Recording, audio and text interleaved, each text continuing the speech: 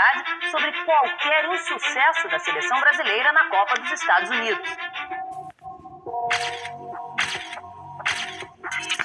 Romário, o único jogador na história a assumir total responsabilidade por suas ações.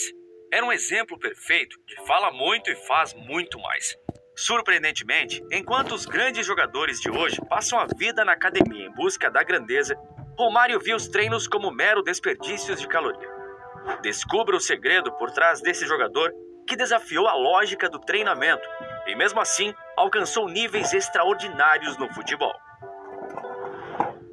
"Olha nos meus olhos, Romário", disse o técnico Luiz Aragonés no final do treino, enquanto o jogador abaixava a cabeça e caminhava em passos lentos, como se estivesse numa interminável ressaca festiva. "Olha nos meus olhos", insistia o treinador do Valência. Luiz falava e Romário seguia em frente, evitando qualquer contato visual com o treinador. Não era desprezo, mas sim um profundo tédio. Tédio em relação às táticas, às manhas de treinamento e de ser tratado igualmente aos outros jogadores, quando, na verdade, era alguém extraordinário. Em uma ocasião, o Romário chegou a declarar: "Não sou como os outros jogadores, tenho algo especial. Não deveria me tratar como um jogador comum." Ele era Romário, campeão de tudo, o maior artilheiro do planeta, ao lado do compatriota Ronaldo. O que eles mais queriam? Que a noite me encanta e quando não saiu não marcou. Antes do Barcelona e do estrelato na Copa do Mundo, ele fez seu nome no Vasco antes de se mudar para o PSV. "Ele é o jogador mais interessante com quem já trabalhei", disse o treinador do PSV na época.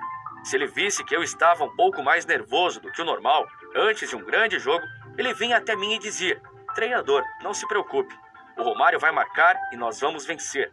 O incrível é que 8 das 10 vezes que ele me disse isso, ele realmente marcou e nós realmente vencemos. Sir Bob dedicou grande parte de sua autobiografia à vida com Romário no PSV. Não tinha como controlar sua vida pessoal. Para Romário, sexta-feira era sinônimo de festa, mesmo que tivesse um jogo no dia seguinte. O álcool não era o problema, ele preferia refrigerantes, mas ele costumava ficar fora até às 4 da manhã e dormir durante todo o dia antes do pontapé inicial às 19h30. Recebíamos inúmeras ligações de pessoas nos informando: Romário passou a noite fora. Em certos clubes, Romário estabeleceu acordos que lhe permitiam ficar fora até tarde. Ao firmar contrato com um clube, eu logo dizia: "Veja bem, tenho dificuldades em acordar cedo, portanto, não treinarei durante a manhã." Eles nem precisavam colocar isso por escrito no contrato, disse o baixinho. No Barcelona, Romário sentia falta da vida no Brasil e não gostava nada da disciplina europeia. Em mais de uma ocasião, ele discutiu com o Cruyff por esse motivo, até que veio sua proposta. Em uma ocasião, Romário me perguntou se poderia perder 2 dias de treinamento para voltar ao Brasil e participar do Carnaval do Rio de Janeiro. Eu respondi: "Se você marcar 2 gols amanhã, darei a você 2 dias a mais de descanso em relação aos outros jogadores." No dia seguinte, Romário marcou seu segundo gol aos 20 minutos do jogo e imediatamente fez um gesto para mim, pedindo para ser substituído. Ele me disse: "Treinador, meu avião parte em 1 hora."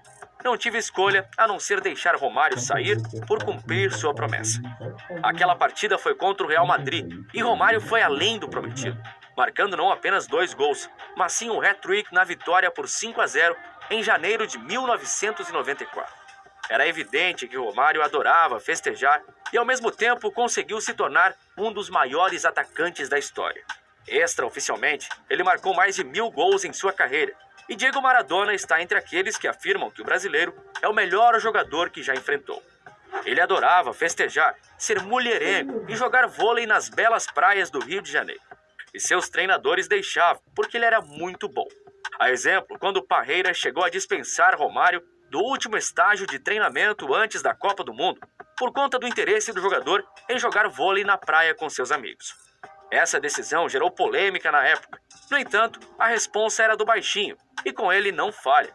Ao final da Copa do Mundo de 1994, Romário não apenas se consagrou como o jogador mais valioso do torneio, mas também alcançou a glória máxima ao se tornar campeão mundial e ser reconhecido como o melhor jogador do mundo. Ah, o Romário não dorme. Na verdade, ele dorme sim, apenas acorda um pouco mais tarde. Romário não treina, treina sim, só que não às 9 da manhã. Os presidentes dos clubes sabiam disso. Eles comunicavam aos treinadores e se havia alguma discordância, bem, isso não era problema meu. O papel de Romário era apenas marcar gols, e isso ele fazia muito bem. Apesar de não apreciar os treinos e a disciplina exigida no futebol europeu, sua genialidade dentro de campo permitiu que ele superasse a falta de entusiasmo pelos treinos. O ex-goleiro Paulo César revelou que Romário estava cansado de passar o tempo em concentrações na Europa. Após acabar com essa prática, o atacante deslanchou na artilharia, marcando gols em sequência. Pode ter sido uma coincidência, mas aconteceu de verdade, afirmou Paulo César. Romário tinha uma capacidade única de finalização, sendo capaz de converter as mais difíceis chances de gols. Sua precisão e sangue frio diante do gol eram características marcantes de seu jogo. Assim, Romário comprovou que seu talento natural era capaz de superar todas as adversidades. Romário é uma lenda. Nós jogávamos domingo às 16 horas e ele chegava para o almoço às 12 horas já cansado. Só que ia para o jogo e fazia 2 gols. O cara ainda foi artilheiro do Brasileiro, sem jogar quase fora de casa. Era raridade ele sair de São Januário. No máximo ele fazia a ponte aérea para São Paulo, disse Moraes, meia que atuou com Romário no Vasco. Dificilmente nascerá outro cara com tanta qualidade e tanta personalidade. O Romário falava o que pensava. Isso faz falta nos dias de hoje. Quando eu nasci, o Papai do Céu apontou o dedo e falou: esse é o cara. Eu não era arrogante, eu estava confiante. As pessoas costumavam dizer: o Romário adora festa, falta treino, é mulherengo. Mas no jogo seguinte, eu marcava 3 gols. A questão é que eu dizia e cumpria. Isso não é arrogância, é ter certeza de si e do que você pode fazer, finalizou Romário. Pepe Guardiola até hoje fica impressionado com a capacidade extraordinária de Romário. No vestiário, antes mesmo do aquecimento, já sabíamos que se ele estava inspirado e se venceríamos por 3-0 ou mais. Quando o vi sentado, com aquele olhar simpático de brasileiro, eu já sabia que teria que me dedicar ao máximo em campo. Assim que ele se levantava e começava a tocar a bola, com suas embaixadinhas, era garantia de 3 gols por partida, revelou Guardiola. Quando si alzava e iniziava a toccare il pallone con qualcuno, a fare giochi